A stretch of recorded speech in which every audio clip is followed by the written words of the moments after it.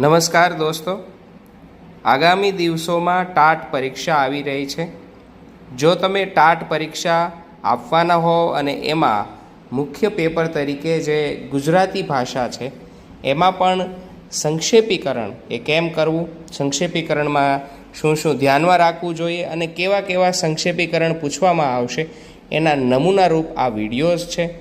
TAT પરીક્ષાની તૈયારી કરતા હોય તો આ વિડીયો તમારા માટે ખૂબ ઉપયોગી બની રહેવાનો છે। ચાલો આજે આપણે એક સંક્ષેપીકરણ ઉદાહરણના માધ્યમથી સમજીએ। સમયની મૂડી તો દરેક પાસે સરખી જ હોય છે, પણ તેને ખર્ચવામાં તફાવત હોય છે। એક વ્યક્તિ તેને કરકસરથી યોજનાપૂર્વક વ્યવસ્થિત રીતે ખર્ચે છે, જ્યારે બીજી વ્યક્તિ તેને આડેધડ અવિચારીપણે વેડફી નાખે છે। પરિણામે એકને સંતોષ અને સફળતા મળે છે, બીજાને થાક અને નિષ્ફળતા।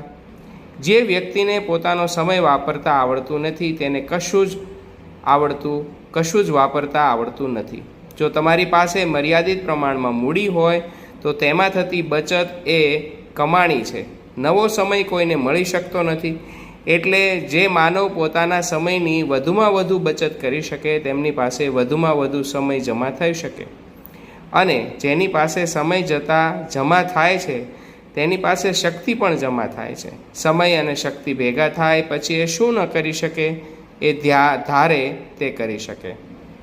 દોસ્તો, આ જે ફકરો છે એ મોહમ્મદ માંકડ સર દ્વારા લખાયેલો છે, જેમાં અંડરલાઇન કરવામાં આવી છે, એ વારંવાર વાત દોહરાવવામાં આવી છે। અહીંયા તમે ફરીવાર જોશો કે આ ફકરાને તમે જોશો એમાં અંડરલાઇન થઈ છે, અને જેટલી અંડરલાઇન છે એ વાતને વારંવાર દોહરાવી છે।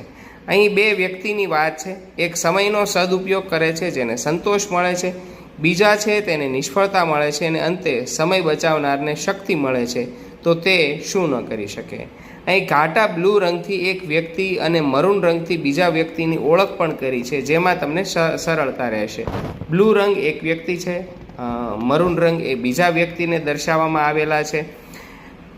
નીચે જે સંક્ષેપ દર્શાવ્યું છે એને તમે એક વખત સંક્ષેપ કરી જુઓ એટલે મજા આવશે કે આપનું પણ સર્જન હશે। યાદ રાખો દોસ્તો, પરીક્ષા પહેલાં પાડેલો પરસેવો પરીક્ષા ખંડમાં પરસેવો નહીં થવા દે। તો ઉપરના જે સંક્ષેપીકરણ છે એની અંદર આપણે હવે કેવું સંક્ષેપ કરીએ એવું એક ઉદાહરણ અહીંયા રજૂ કર્યું છે। દોસ્તો, આ ઉપરાંત પણ તમે જાતે સંક્ષેપીકરણ કરશો તો પણ મજા આવશે, એટલે એમાંથી નવીન સર્જન જોવા મળશે। અહીંયા એક નમૂનારૂપ છે।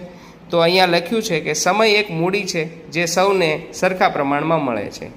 એક વ્યક્તિ સમયને કરકસરપૂર્વક યોજનાપૂર્વક ખર્ચ કરે છે, જેને સફળતા અને સંતોષ મળે છે। સમય વેડફતા બીજી વ્યક્તિને થાક તથા નિષ્ફળતા મળે છે। સમયની બચત કરનાર વ્યક્તિને શક્તિ જમા થતાં તે શું ન કરી શકે, એ પ્રશ્નાર્થ ચિહ્ન સાથે આપણું સંક્ષેપીકરણ અધ્યાય સ્વરૂપે મૂકવામાં આવ્યો છે। દોસ્તો, બ્રેક ટાઈમ એજ્યુકેશન ચેનલ પર ટાટ પરીક્ષાને લગતા જુદા જુદા વિડીયોઝ પોસ્ટ કરવામાં આવ્યા છે, ચોક્કસથી તમે જોશો।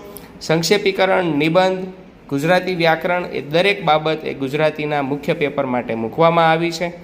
એવા દોસ્તો સુધી આ લિંકને શેર કરશો અને ચેનલને સબસ્ક્રાઈબ કરશો। ફરીવાર મળીશું આવા જ કોઈ નવા અગત્યના વિડીયો સાથે, અભ્યાસક્રમ સાથે। જય હિન્દ, જય ભારત।